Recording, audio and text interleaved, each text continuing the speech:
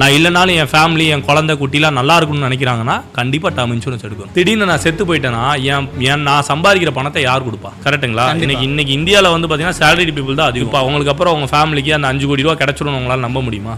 Term insurance ஏன் எடுக்கணும்? நான் டேர்ம் இன்சூரன்ஸ் ஏன் எடுக்கணும்னா கண்டிப்பாக ஃபஸ்ட்டு ஒரு மனுஷன் எடுக்க வேண்டியது ஃபஸ்ட்டு ஹெல்த் இன்சூரன்ஸ், ரெண்டாவது டேர்ம் இன்சூரன்ஸ். ரெண்டாவதுலாம் சொல்லலாம், ரெண்டையுமே ஒன்றாவே எடுத்தாலும் ஓகே தான். டேர்ம் இன்சூரன்ஸ் ஏன் எடுக்கணும்னா நான் இப்போ இருக்கேன், திடீர்னு நான் செத்து போயிட்டேன்னா ஏன் நான் சம்பாதிக்கிற பணத்தை யார் கொடுப்பா?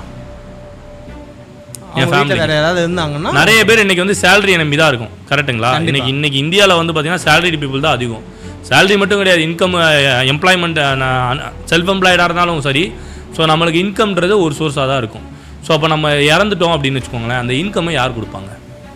சொத்து பத்து இருந்தால் உடனே வித்துற முடியுமா? எக்ஸாம்பிளுக்கு உங்களுக்கு சொத்து இருக்குது, ஒரு 5 கோடி ரூபாய்க்கு சொத்து இருக்குது. சப்போஸ் உங்களுக்கு இப்போ அவங்களுக்கு அப்புறம் அவங்க ஃபேமிலிக்கு அந்த 5 கோடி ரூபா கிடச்சிடும் உங்களால் நம்ப முடியுமா? உடனே பிரித்து கொடுத்துருவாங்களா சொத்தை? லீகல் ப்ராப்ளம் நிறைய இருக்குல்ல. ஸோ நம்மளுக்கு இம்மீடியட்டாக லிக்விடிட்டியாக கேஷ் கிடைக்கணும்னா அது டேர்ம் இன்சூரன்ஸ் மட்டும்தான். இப்போ எக்ஸாம்பிளுக்கு ஒன்றுமே இல்லைங்க, நான் வந்து மாதத்துக்கு ஒரு 50,000 சம்பாதிக்கிறேன்னா ஒரு 1 கோடி ரூபாய்க்கு டேர்ம் இன்சூரன்ஸ் எடுக்கணும். எடுத்திருக்கேன். இன்கேஸ் எனக்கு எதனா ஒரு ரிஸ்க் ஆயிடுச்சுன்னா என்னோட நாமினிக்கு என்னோட ஒய்ஃப்க்கு 1 கோடி ரூபா கொடுப்பாங்க. அந்த 1 கோடி வாங்கி அங்கே பேங்க்கில் எஃப்டியில் போட்டாலே போதும், வருஷத்துக்கு 6% வச்சாலே மாதம் 50,000 வந்துடும். அப்போ நான் இல்லைனாலும் என் ஃபேமிலிக்கு கொடுக்க வேண்டிய அமௌண்ட் ஆட்டோமேட்டிக்காக போயிடும். ஸோ டேர்ம் இன்சூரன்ஸ் எதுக்காக எடுக்கணும்னா கண்டிப்பாக யாரெல்லாம் உங்கள் ஃபேமிலியை லவ் பண்ணுறீங்க, நான் இல்லைனாலும் என் ஃபேமிலி என் குழந்தை குட்டிலாம் நல்லா இருக்கும்னு நினைக்கிறாங்கன்னா கண்டிப்பாக டேர்ம் இன்சூரன்ஸ் எடுக்கணும்.